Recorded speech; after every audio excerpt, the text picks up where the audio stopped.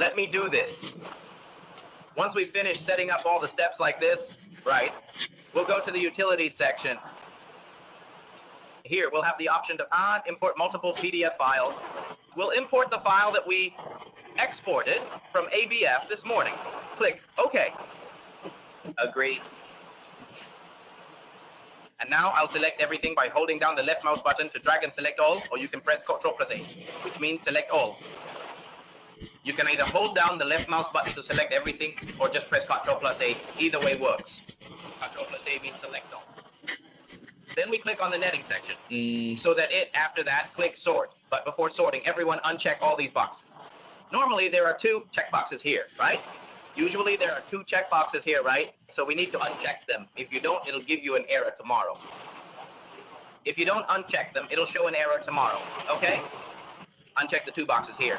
You don't need to fill in anything else above, and then click sort. All right, once it displays the panels, get in black frames like this, it's done. That means the sorting is complete. The second step is to click on utilities. So the first step was to input, right? And netting is done already, right? The second step is to click on batch export. So Yad says, I just sent you the toolpath set. So you can send a toolpath set in the group. Everyone can download it. And now we will click select sample tool. So wherever you save that file after downloading, you need to remember the location. Most of the time it will be in the downloads folder, for example. Then select the correct toolpath set 33 here. This is just a tool set I'm lending you temporarily, just for practice, to get used to it. But this afternoon and tomorrow, you'll learn how to create this line yourself. It's actually quite complicated.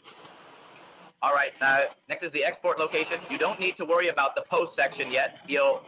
For the export location, whichever file you imported, you should export to that exact same file. Earlier, we imported the file named Tukhan ABF K3, right? 1344. So we have to export to that exact file so that tomorrow it knows where to look for the object. If you export to a different location, it will still work, but you won't know where it put the object. So when you have a PDF file and you import it, you need to export it to that same folder, so that it's easier to manage and find later.